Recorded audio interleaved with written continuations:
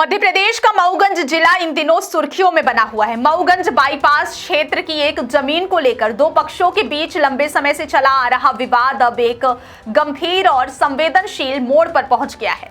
यह मामला केवल भूमि विवाद तक सीमित नहीं रहा, बल्कि इसमें राजनीतिक, प्रशासनिक और मानवीय पहलू भी जुड़ते चले गए हैं। विवाद के दौरान सुलह कराने पहुंचे सत्ताधारी विधायक प्रदीप पटेल को कथित रूप से स्थानीय भीड़ के विरोध का सामना करना पड़ा, जिससे स्थिति और अधिक तनावपूर्ण हो गई।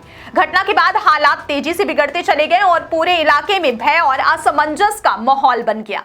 घटना के एक दिन बाद विधायक प्रदीप पटेल के निज सचिव की शिकायत पर पुलिस ने करीब 150 लोगों के खिलाफ एफआईआर दर्ज। इतनी बड़ी संख्या में नामजद और अज्ञात लोगों के खिलाफ मामला दर्ज होने के बाद से क्षेत्र में तनाव और दहशत का माहौल है।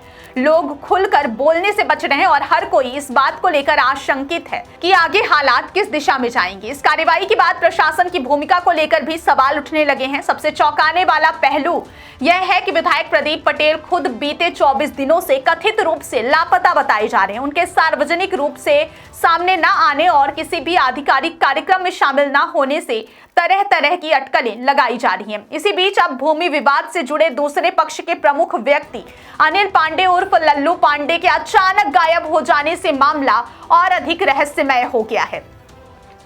परिजनों के अनुसार 28 जनवरी की रात लल्लू पांडे रोज की तरह खाना खाने के बाद घर से बाहर निकले थे, लेकिन उसके बाद वे वापस नहीं लौटे। उनका मोबाइल फोन बंद आ रहा है और 48 घंटे से अधिक समय बीत जाने के बावजूद उनका कोई सुराग नहीं मिल पाया है। इस अनिश्चितता ने पूरे परिवार को गहरे सदमे में डाल दिया है। घर का माहौल बेहद दर्दनाक है। घर में सन्नाटा पसरा हुआ है और परिजन किसी अनहोनी की आशंका से डरे हुए हैं। परिवार का कहना है कि बाईपास भूमि विवाद के बाद से ही लल्लू पांडे को लगातार धमकियां मिल रही थी।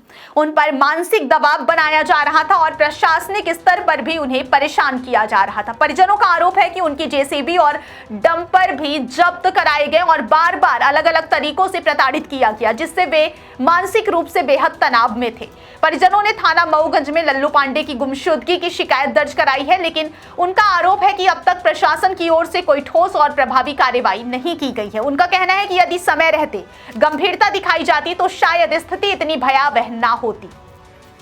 इस पूरे मामले ने स्थानीय प्रशासन, पुलिस कार्रवाई और राजनीतिक हस्तक्षेप की भूमिका पर भी बड़े सवाल खड़े कर दिए हैं। फिलहाल पूरा इलाका तनाव के साए में। अनिल पांडे उर्फ लल्लू करीब 48 घंटे ज्यादा हुए लापता है जी।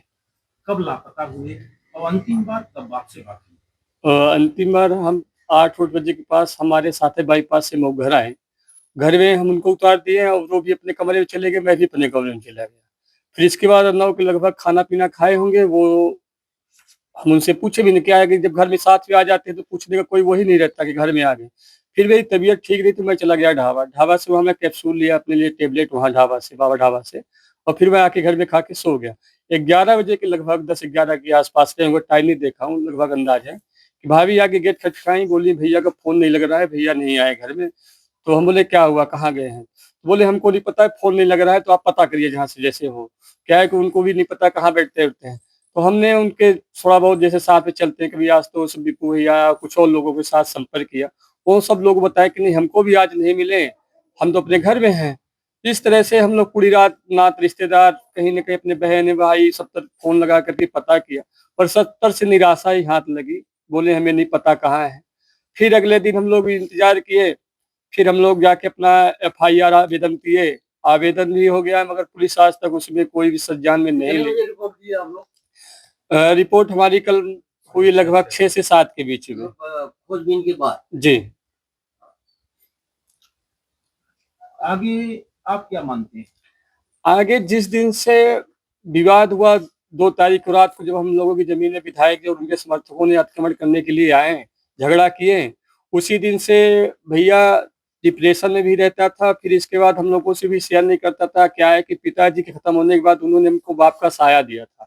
मतलब हम लोग वो जो कहते थे उस चीजों को सुनते थे। हम लोग कभी उनसे, मतलब जैसे पिताजी होते हैं वैसे वो भी हम लोगों के लिए थे।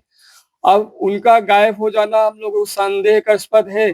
भैया बीच बीच में उनके दोस्तों भाई और सबसे हम लोग उसमें बीच में ऐसे बात आ जाती, फोन से बात करता था कि प्रदीप पटेल, अर्जुन और उनके सहयोगी अर्जुन के उमेश, राजू सिंह बेलौही और 2-4 लोग और हैं, विनोद खुरवानी, ये सब लोग मिलकर उनका रैकी वैकी करवाते थे और उनको आपस में धमकी भी देते थे।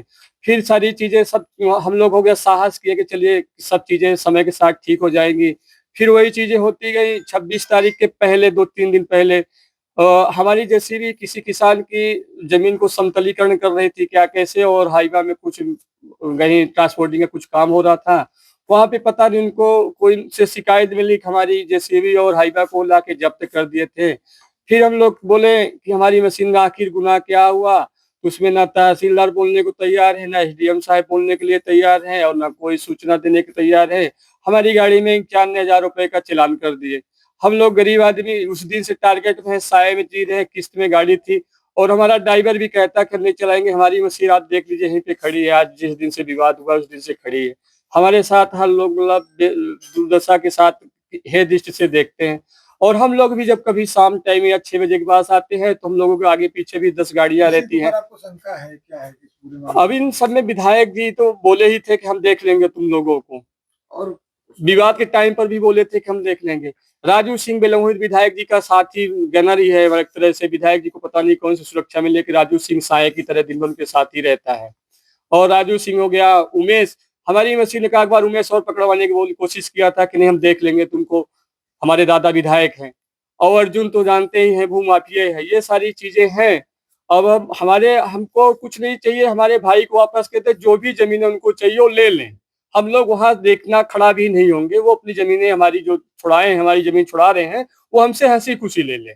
हमारे भाई को वापस कर दे। यहाँ बेटा कहाँ हो अर्जुन? अरे पापा जी खड़े में है। घर में हो तो बेटा घर में ही रहना है ना, बाहर बिल्कुल नहीं निकलना। और कोई लोग आएंगे तो उनको बिठाना है ना। कोई सामान की जरूरत होगी तो ऑनलाइन मंगा लेना। पर तुम थोड़ा सा घर जाना जब रीमा में, तो भाभी को भी थोड़ा समझा देना है ना। वो हम ही को डरवा रही थी कि बाहर मत निकलो, मत जाओ, ये न जाओ। तो हमने कहा कि ठीक है, हम इसीलिए भोपाल आ गए थे। अपने सेवा कार्य जो चल रहे हैं वो जारी रहेंगे। जनता की जो समस्याएं हैं लेटर पैड से अधिकारियों को देते रहना है ना। अधिकारियों के साथ जो बैठक मीटिंग होगी उसमें तुम अटेंड कर लेना। मेरा जाना ना के बराबर होगा, है ना। और सब चीज़ उसी तरह एज इट इज संभली रहें। 3 साल बाद फिर देखेंगे। राजनीति अपने को नहीं करना है, जो लोग करेंगे है ना, बच बचा के करना है। साहब क्षेत्र वाले भी डरे हुए हैं कि हमारा जनप्रतिनिधि सुरक्षित नहीं, तो हम लोग कैसे सुरक्षित हैं? ठीक है, सब फोन लगा रहे हैं कि विधायक जी कहाँ है उनको। नहीं, मेरे पास भी फोन आ रहे हैं, बहुत सारे मिस कॉल पड़े हैं। सबको तुम समझाओ, है ना। मैं सबको नहीं बता सकता ये चीजें, है ना। जी जी, सबको नहीं बता सकता हूँ, है ना। तो ये तुम्हारा काम है, सबको संभालो। कोई भी आक्रोश होने की जरूरत नहीं, कहीं किसी को कुछ भी नहीं आक्रोशित होना, है ना। तो थोड़ा देखना, माने कोई भी आए ऐसे घंटी बजाए तो ऐसे दरवाजा नहीं खोलना है ना। और अभी को बोल देना कि कोई भी चीज़ चाहिए हो तो ऑनलाइन मंगा लेगा ना, बाहर नहीं निकलेगा, है ना। थोड़ा बाहर निकलने को रोक लगा देना, है ना। और पूछेगा क्यों तो बताना नहीं कि क्यों नहीं। वो पूछेगा कि फिर पापा को कुछ होगा, ये होगा, तो उसको समझा देना। बस बाहर नहीं निकलना है। जो भी चीज़ें मंगाना होगा ऑनलाइन मंगा लेगा, अपनी पढ़ाई कर